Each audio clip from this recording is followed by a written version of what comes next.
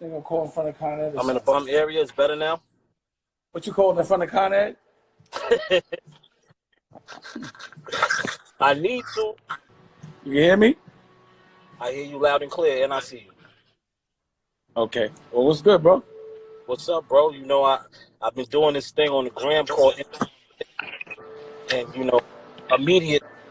You already know you was and a human gem drop and been independence for my whole career, and showed me ways to do this too. You know what I mean? So I wanted you to tap in and ask some questions. I wanted to ask you some questions and give some good insight to the people because I got a lot of firing rappers, firing executives, you know, tuned in and insight. Leave it alone, man. Yeah. Now, you know what's funny about this to me? Because this is literally what I've been doing for the last 5-6 years, and I've been telling niggas to do it. But now, you know, it's the wave now, so everybody's like an interviewer and does all that. So, I'm sorry. Nah, you've been telling me to do this shit for a while, but now I got no choice. So I'm kind of like... Now the block is crowded. The block is crowded, so, you know, I'm figuring out ways to maneuver. While right now I'm feeling like the plug. You are the plug. You are the plug. You got a lot of things. You got a lot of things happening right now. You know, like, what's the difference? What's the difference between Dame and Dame? You feel me? Because I feel like it's a difference between both, like, as far as settings.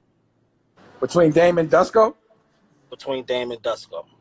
Oh, well, you know, Champagne Dame was a whole nother Dame ago. It was different ideals. It was fresh off of hustling. I was young, you know, and Dusko was just the more refined Dame Dash, you know, the evolved version of Dame Dash. You know, every time I kind of get into a different business and take it over, I always change the name. So, right. You know, now I'm Billy Pablo, you know what I mean? Billy Pablo III. Billy Pablo III, when I'm on my rock and roll.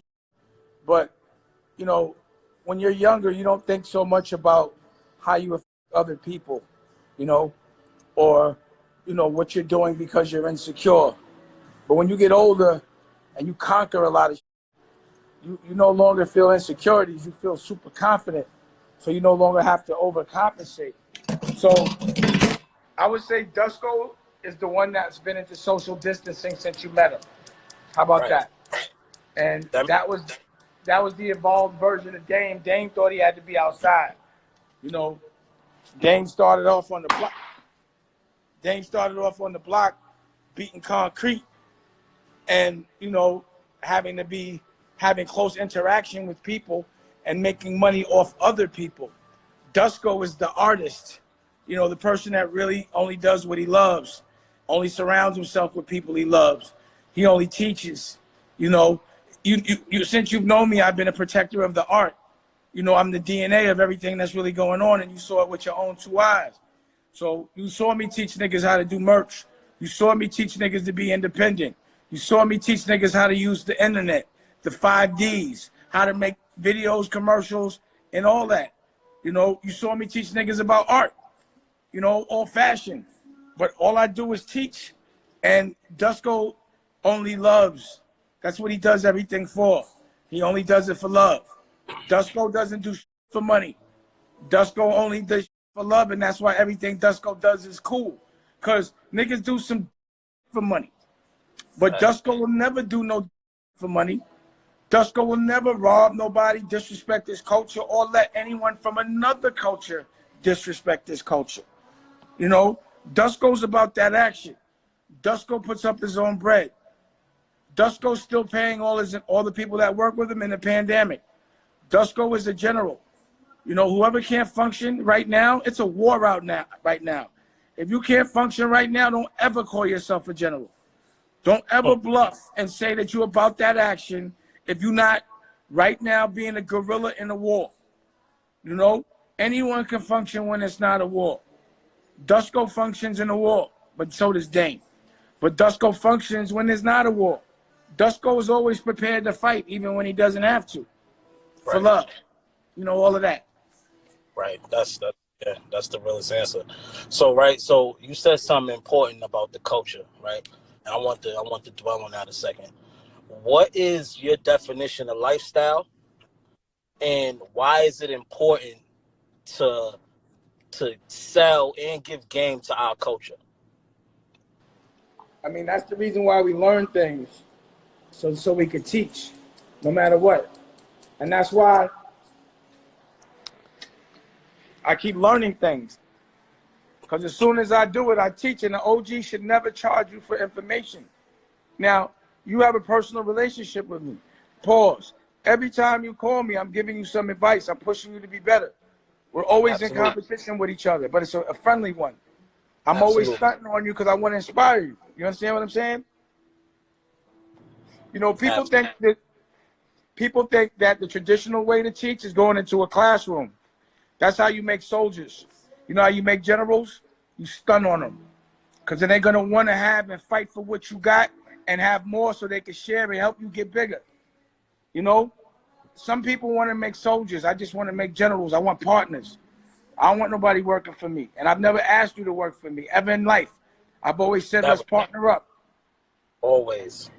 Always. It was always about getting the bag together and showing me how to get the bag. I mean, it wasn't just like... Also, Dusko got a lot of puppies.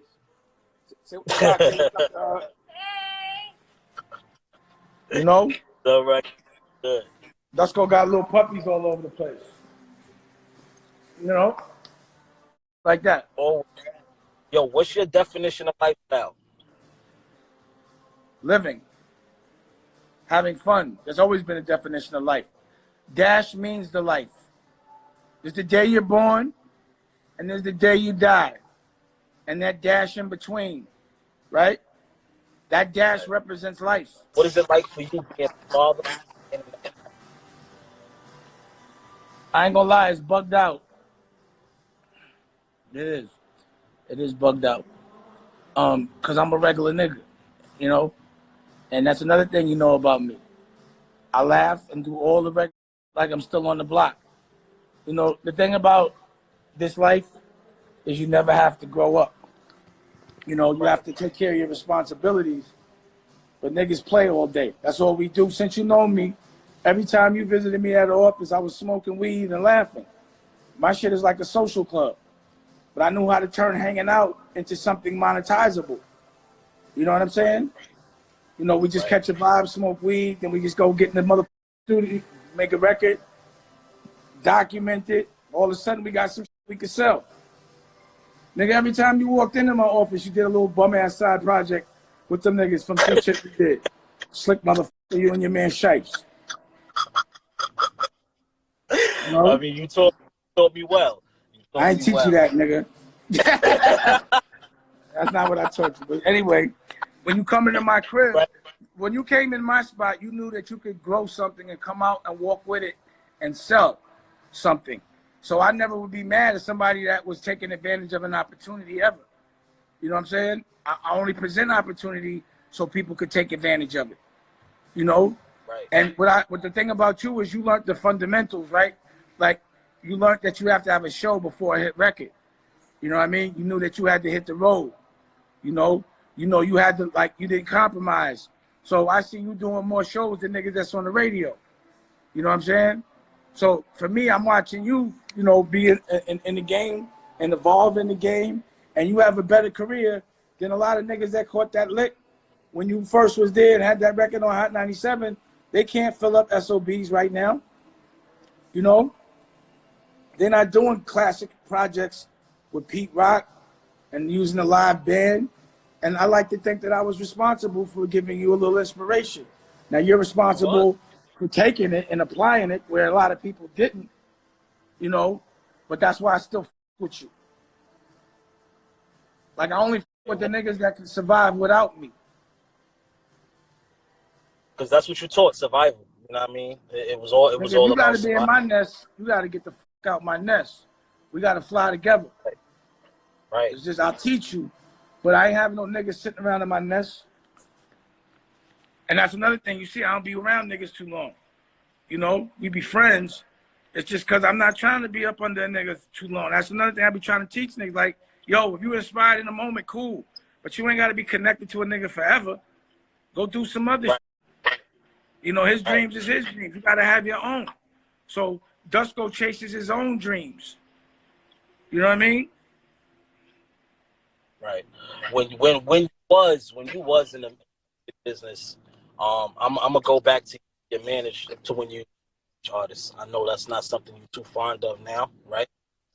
But yeah, what number one thing you looked at when looking for artists to artists? What was something that stood out that you would dwell on to that artist? work ethic. Work ethic. It's still that. I don't work with nobody if they want me to work harder than them. You know, I should never have to work harder for somebody than they do for themselves. Those are the type of people that become entitled and start overcompensating and start yelling for nothing. You know, start distracting and fucking everything up. Like I know I've seen it happen in your crew. You know, the one that needs you the most is the one that's talking the most shit about you. You know what I mean? The one you're doing the most for is the one that doesn't appreciate you the most. The one you're doing the most for is the one that thinks you owe him the most. You know? And that's how niggas are, man. Or people, dudes, men, you know. I could deal with that with a vagina, but I don't do that for no girl, no dudes. You've been a part of a lot of history. Like, I know a lot of niggas talk to you and they talk about old history. I want to talk about new history. I was a part of it. So, like, how... Isn't that... Wait. Let's stop right there. The fact that you could say old history and new history. I got categories of history, my nigga. That's a fact. You're a monumental figure, and man, niggas. Anytime a nigga see you, niggas should be throwing flowers, yo. Because they do though. I must admit, though, face to face, never nothing bad. Always respect. I've never been disrespectful, you know, and I don't think I deserved it. But DD 172 was a period of time that was, to me, way more fun than Rockefeller. Way more fun than Rockefeller. Wow. Hell yeah. I was more fun. Like what I was. Nigga, we was listen. You tell me. Now you name. I mean, listen. Hey. Let me just say this. You name any record label you ever walked into that was a 10,000 square foot building, a television network, a rock concert in the bottom, gallery in the middle, 3 levels, luxury, Tribeca, where we just what did we do? All we did was smoke weed and make music, make creations, and laugh all fucking day, right? And I watched all you niggas come and go, from ASAP Rocky to Smoke DZA to Currency to Crit to Mos Def to, you know, all of y'all, you know what I'm saying? And I wasn't trying to take nothing from you. I never tried to sign none of y'all. All we did was just, and it was a period in hip hop. And you want to? I'm gonna tell you why it was really the best time, because it's been the only period in hip hop where it was corny to be violent. In that period, if you wasn't on some smooth, if niggas was coming on some hostile, everyone was like turning their back on them. You was looking like a fuddy duddy. You know what I'm saying? And I had rock and roll, hip hop, people like famous people from different genres that didn't even know who they were, just kicking it. You know what I mean? And it was before niggas had 5Ds, the internet was new. So it was just fresh. You know, it was fresh. Everything happened in there. We had every kind of person, white, black, European, Spanish, Chinese. We took it around the world. I documented it. I was making magazines. We was on tour buses. We had tour uniforms. That's what it looks like when a tycoon just wants to have fun for a couple of years. You ain't even seen. Did you see me work? Other than put it together, nah. It was now, the funny thing about it was this was exactly in the midst of when they were saying I was crack, dead, broke. And I wasn't even saying nothing. I was like, go ahead, keep saying it. I'll be over here in a building that y'all not allowed to come into. I'm gonna show you. Right now, if everyone's talking bad about me right now, can I hear them?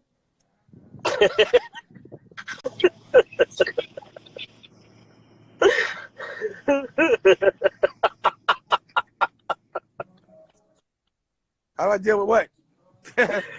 The sunshine, the puppies. You know what I'm saying? Right. Hello? Right. Like how do I You know that how do house I is deal with how I deal with someone saying I'm broke? I just look at my house. I just look how? at the wall holes. That's all. Now, if that's what I see, why would I give a what somebody say? Only way that would bother me probably if it was true. And if that's the case, it should bother me. I shouldn't be broke. Huh. You know what I'm saying? Huh. If it was true, that'd be like somebody saying, yo, Dame don't get no girls. You think I'd be bothered over that? I'd be like, okay. All right, whatever. Yo, you ain't got no puppies. You don't know nothing about French bulldogs. I'd be like, okay. Keep saying that. When I got a purple lilac Merrill laying there, a unicorn. You see, he's purple, right? Mm-hmm. That's the little space mark. I figured too. Nigga, lilac, he's crazy. What do you think was the biggest change for being an independent artist? Who's the last spot? I would say Instagram and the internet. That changed the scope a lot. And also SoundCloud. SoundCloud changed a lot. If you was in the music business right now and you was looking for artists, is numbers more important than talent, or talent more important than numbers? If I'm in the music business, for what? Because I want to make money or because I want to make culture? You want to make money. I think talent. So talent and work ethic. Because something that's large, usually that with no talent, it doesn't last long. And when money comes quick, you spend it quick.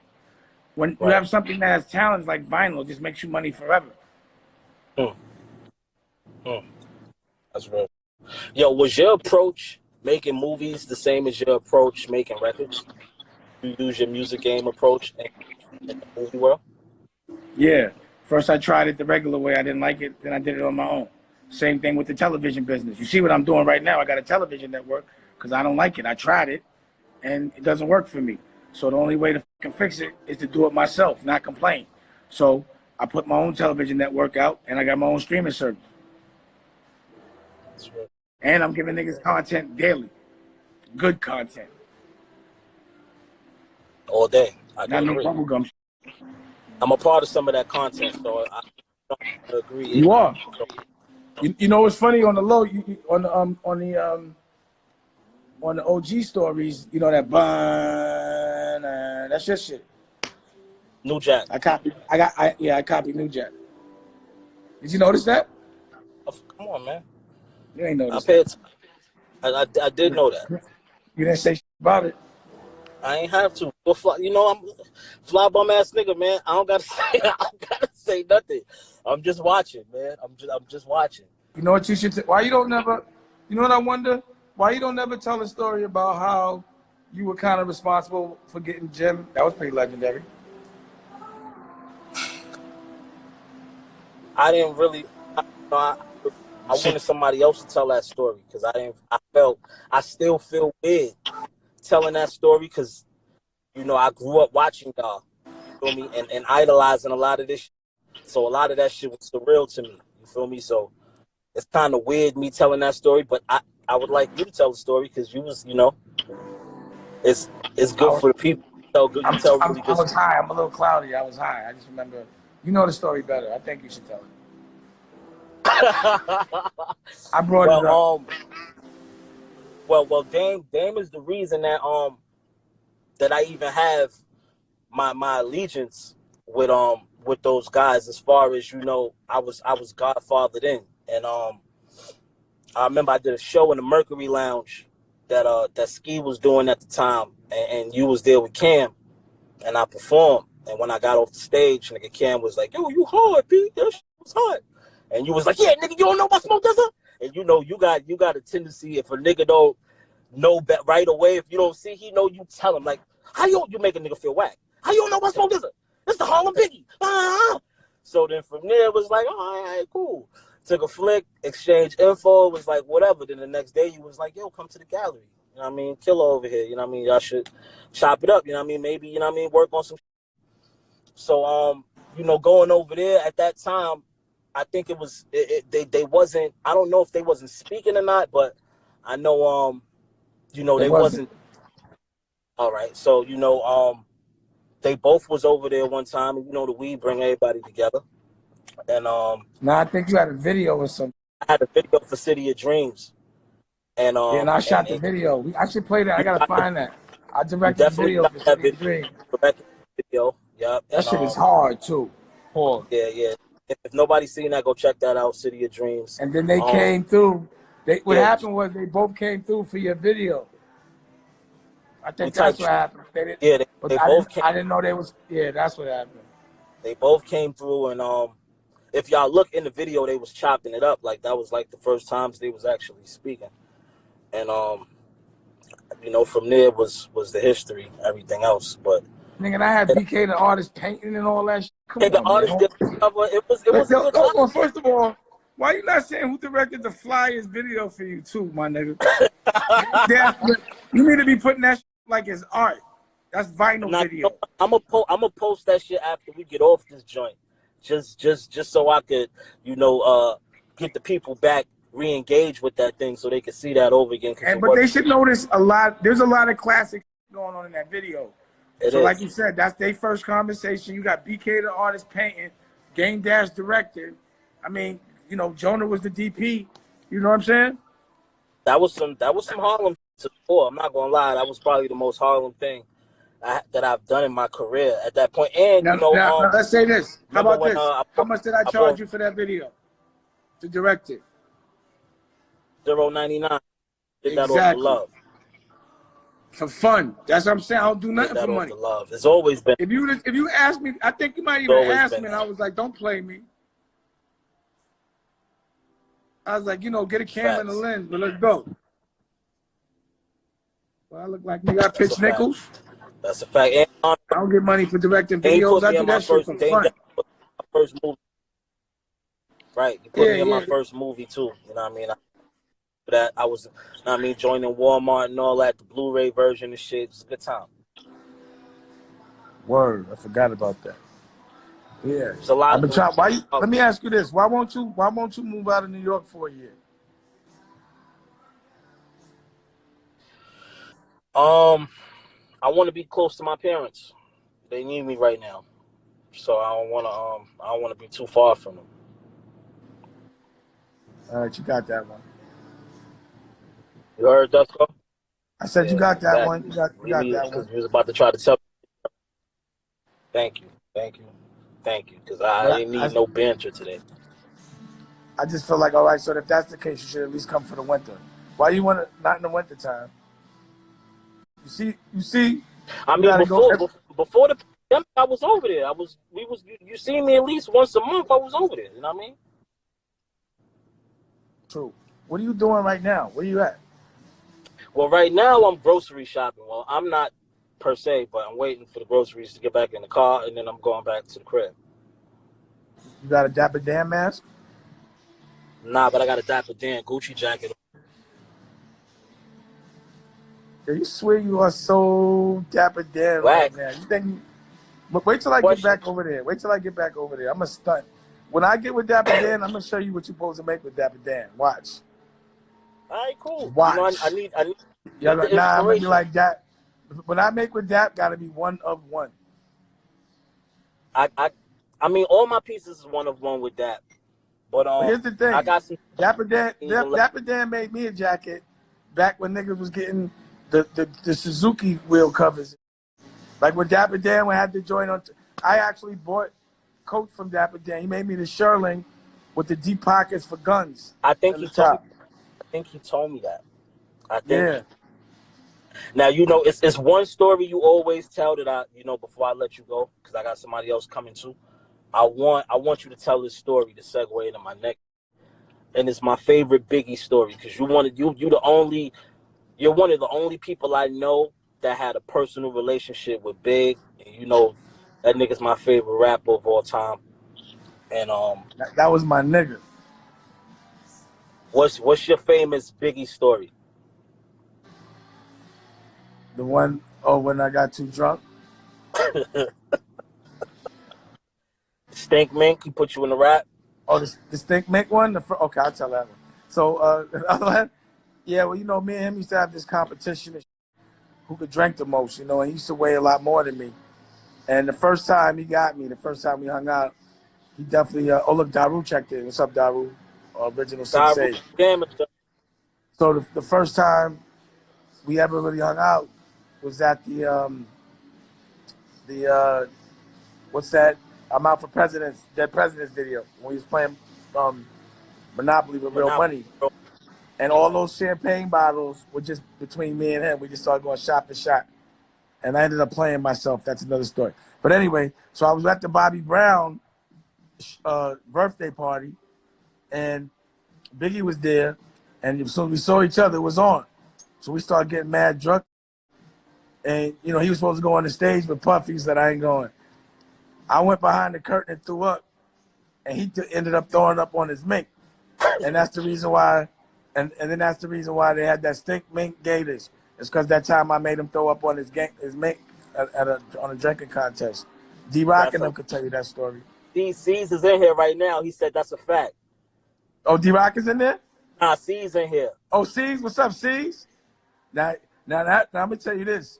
We used to have a lot of fun. When we used to hook up, when we see each other, it was like as if we was like from the same family. Because they used to like to snap, and we liked to snap. You know what I mean? And Biggie was a funny-ass nigga. So he'd come in, C's would literally go and roll 60 blunts. He was the first person that I saw that really smoked like that. You know what I'm saying? And they wouldn't even start doing nothing till C's rolls like 60. And then they would just smoke, snap, snap, snap, smoke, and snap. And that's what we did. And this nigga be in there going like this. And then we see each other like around the world. Like I might run into them in London or Germany or something, and it would be on the same way. It was a real brotherhood that was made there. It was a real brotherhood that was made there. That's fly. That was sad. Really, to be honest, after Biggie was going to come with us. You know, we was the commission. You know what I mean? So he was going to give, I think, Puff like a double and a triple, and we was going to do it. We was going to do it together. We was talking about that. Who was going to be a part of the commission? It was Jay Big, and we was looking for another girl. I was like looking for girls to be that, but that was going to be called the commission. Yeah. No, I'm stuck up for those stories, man. I got C's on here next. Big bro, I love you. You already know you forever that nigga. Somebody said you was playing me because you got me to talk about what I used to do. Nah, me and him could kick it like that. Nobody else. Me and him can talk like that because that's my brother, and he really loves hip hop. But you know, the new all that stuff, like he's just showing you the relationship we have to even get to this point. It's a very in Harlem, it's a brotherhood, and if you live by the same ideals of a real Harlem nigga, you automatically inducted in the Harlem Hall of Fame. Because even though you from Harlem, it don't make you a real Harlem nigga. You know, a lot of niggas don't live by those Harlem ideals. But, you know, Smoke does. Smoke's crew does. Smoke is also a nigga put me with Murder Mook. Right. And I remember you was trying to introduce me to Mook for a while. And I was like, yo, I don't want to meet nobody with the first name Murder. But you was like, nah, man, I'm telling you, you're going to like him as soon as you meet him. And because of that, that connected me back with my OG Daniel. You know? So that's the reason why when you can like, you see a Harlem nigga, you know he probably know a lot of the Harlem niggas you probably know and don't know, and he going to bring you some more good Harlem niggas. You know what I mean? That's a fact. That's a fact. Hey, remember, so no matter what I liked was, because I didn't like the shit Shipes did with Crit. You know, went around my back and did the deal. And, you know, we stopped. You didn't stop fucking with me even though you was working with him. But a lot of niggas will be like, yo, if I'm a fuck with him, I can't fuck, you know, choose sides. But we were still able to maintain our Harlem relationship. The same shit happened with Wiz, that kid Benji. You know what I mean? You know, I was like, I can't fuck with you, as long as you fuck with Benji. But as soon as you got rid of Benji, you know, we were back on. And he was like, yo, you was right. You know what I mean? You still fuck with that dude, Right. but, you know, I love that brother. can't come Brother. between our Harlem relationship. You know what I mean? But he needs to bring me an ounce. He's disrespectful. we'll talk about that, and you know, I'm gonna get y'all back together. Yeah, I know, but whatever. Love you. Okay. Look, I don't want no look positive. Bring that shit over here. Yo, Dusko, man, I'm gonna check in after this. I'm getting on Zoom later on too. To watch Zoom. I sent that to you, right? Yep. Yeah, it's gonna be a screening of OG Story, so Yep, everybody gonna come there. to the Zoom and watch it.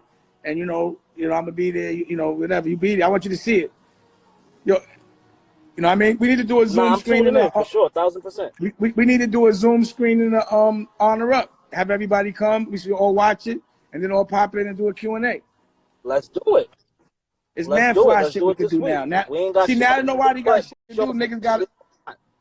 Now that niggas ain't got shit to do, y'all gotta listen to my ideas. Y'all gotta take my ideas serious now, because I've been telling y'all shit like this. Yo, I gotta link you with my man Set Free too. I gotta link you with my man Set Free. I think I told you that before. You and Set Free, I gotta link y'all, man. That's another good brother, man. I've been telling you to do your own show for a while, Word. right? I've been telling you to come do your own show for a while. I am gonna come do my own show, bro. I promise. But now you're doing Instagram live show. I am. But we could have had the TV show, right? You know, but I don't know. Nobody listens to me. I don't know why. But my head start. You're a good interviewer, bro. That's You're a good interviewer. You should have been doing this. A pandemic made you do it. It had nothing to do with anything. Man. I appreciate it. All right, bro. No, I already had shit in mind, but you know, I'm a planner, man. You know, now everybody got to do content from the house. I've been doing content from the house since Hip Hop Motivation, bro. There you go. I was like fucking 6 years ago. Now I'm like, what the fuck is? Now y'all doing that shit in the house. You gonna see me do it from the studio. Period. Well, look, I'm starting in the house, and then Huh? I'm starting in the house, and then I'm gonna graduate to the studio. Nigga, it's nickels now. It's 2 for $5 now, bro. Everybody's doing it. It's cool. You gonna have a good one, but you should have done that shit years ago. I'm about to come with the dubs, man. Don't worry. I'm about to come with the dubs on the block. You gotta just listen to me when I say it, man. I be knowing what I'm talking about, man. I'm sick of being right. All right, Dusko. All right, later. All right, later, nigga. If you want another amazing video with the one and only Dame Dash, check it out right there next to me. I think you'll enjoy it. Continue to believe, and I'll see you there.